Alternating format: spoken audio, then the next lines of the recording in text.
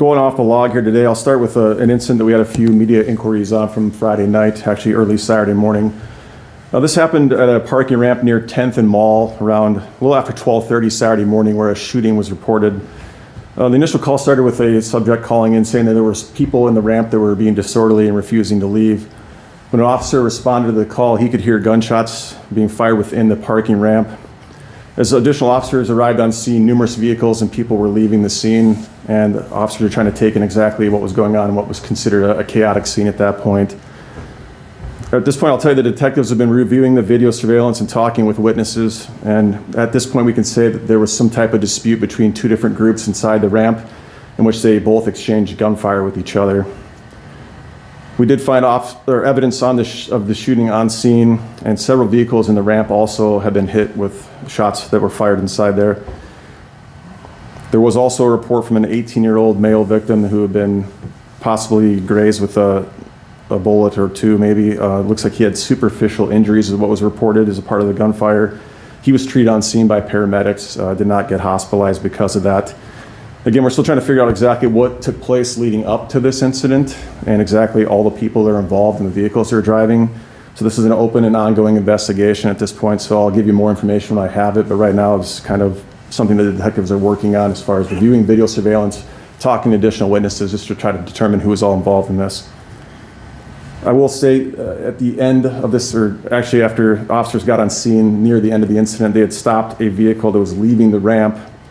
The officer that had stopped this vehicle had heard a gunshot go off inside the vehicle. The driver of the vehicle exited and reported that he had been unloading his pistol inside the car and it went off. A pistol was found in the vehicle by the officers, and the driver was placed under arrest. His last name is D-O-E, first name of Rudy, R-U-D-Y, the middle of D-A-M-B-O. He's 22 years old of Sioux Falls. He was taken to jail for several charges, including reckless discharge of a firearm, committing or attempting to commit a felony with a firearm, and possession of a controlled substance. At this point, he's not currently to be involved in the incident with the shooting. At this point, we don't think he's a suspect in that. We're still working on finding all the details out for this incident, though. Any questions on that? So I guess with the dispute, was it just one? Do you know if it was just one gun that was going off, or was it multiple different guns that were going off? Multiple guns went off, yep. The disputing parties each had guns and fired at each other, from what witnesses are telling us. How many gunshots were fired? I'm not going to be able to say at this point. Still working on that. Did you say what exact time this happened at? This was at 12:36 Saturday morning. Yeah, 18th. Drugs and alcohol, I was asked if that played a part. Did Still, that contribute? yeah, we still trying to figure out who's involved, so at this point we're not quite sure.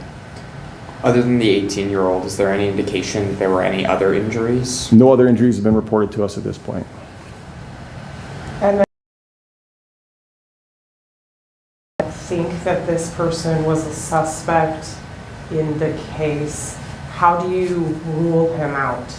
Well, the witnesses have told us that these car, are some, I'm talking yeah. about the car afterwards. Yeah, the car, from what we're getting so far, it doesn't appear that it is. I mean, we can't say 100%, but at this point it appears that he is not a suspect in this original shooting. How concerning is it that you've got two groups of people shooting at each other? Well, it's very concerning. I mean, that's a parking ramp. There's a lot of people around at that time. As we saw when we arrived, there's a lot of people leaving, driving away. There's some yelling, screaming going on. So it is concerning, yeah. Is there any suspicion that it's maybe gang related? I'm not sure. Do you know how many vehicles were hit by the bullets? I was still working on determining all the vehicles, yep. There were a lot of protests or setups this weekend, I guess peaceful protests this weekend. Did it have any ties? Did this incident have any ties to that? Not that we've been told. No, it doesn't appear to be related to that at this point. Any questions? Okay. Off the log, nothing much really to go through other than that today. There was a number of aggravated assaults, a couple arsons, nothing with major damage. Disorderly conducts were standard reports, family offenses as well, a few frauds or identity thefts. We did have 2 larcenies involving a stolen gun that was taken from 2 different vehicles near 77th and Beale. This was early Saturday morning, 2 separate reports, 2 pistols from 2 different vehicles. Narcotics, nothing of note. There was 1 rape and 3 sex offenses. There were reports. Simple assaults were also reports or domestics. There were 6 stolen vehicles from over the weekend, 3 sudden unattended deaths that were not suspicious. And the weapons violations I just covered at the bottom. So any questions, anything else from the weekend at all? Yeah, can you revisit the incident Friday night with the vehicle in the parking garage or out in front of the courthouse? Okay. Yeah, as far as any specific questions? Or? Yeah, so anything new? Anything new with that? Since the email went out on Saturday morning that we found that everything was safe with that vehicle, there has been no developments as far as anything else on that. It was a situation that, I'll just kind of recap the email that went out to the press. It was, a combination of different things with the proximity of the courthouse, Friday night downtown with a lot of different people, a busy area, and the planned event that was the next day, that we, with abundance of caution for the public, that we had to make sure that area was safe so everything could proceed further after that. So it took some time. I know there was some inconvenience to some people as far as having to shut down the area for several hours, but if you look at the totality of the circumstances in this event, with all those different factors being taken into account, and then the vehicle having some type of indication for potential bomb-making materials in it, which I will clarify, that could be a lot of different things. It could be anything from ammunition, gunpowder, household goods like fertilizer, peroxide, stuff like that, that could cause a dog to indicate on a vehicle. So with that being where it was, with everything else going on, that's why we had to do what we did that night and make sure that everything was safe for everybody going forward. Yeah. Did you guys find anything in that vehicle then that the dog would have alerted to potentially? No. No. But it's something that it could have been before, it could have been in there for a time, taken out. You just don't know for sure. So the proximity of the vehicle had a lot to do with what happened. Yep, that and the event going on the next day. I mean, being near the courthouse and then the event going on the next day with a lot of people scheduled to be down there. Yeah. Where was the vehicle at? So I think it was right near the courthouse in a handicap parking spot on Phillips Avenue. And it was a white van? I guess I should have to look that up to see exactly what it was, but Okay. yeah, That's all right. I'll take your word for it. Yeah, okay. So an abundance of caution, basically. Yeah. Right? Describe what goes through your minds as police officers when something like this happens.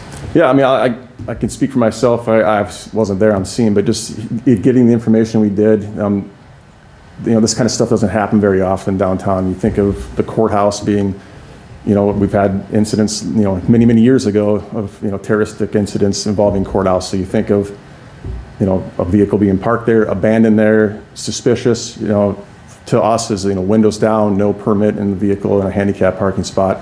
And then the indication from the dog takes it to another level. It really does. So I'm just glad everything worked out the way it did. And we had numerous agencies that were involved with this, Highway Patrol and other federal agencies that were part of this incident being investigated. So it just went smoothly and ultimately was what we wanted to have happen. There was no danger to the public, ultimately, we found out. So.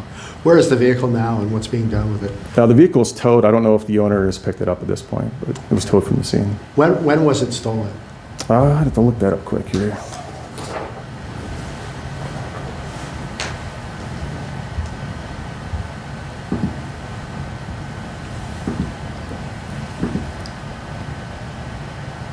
Bear with me for a second here.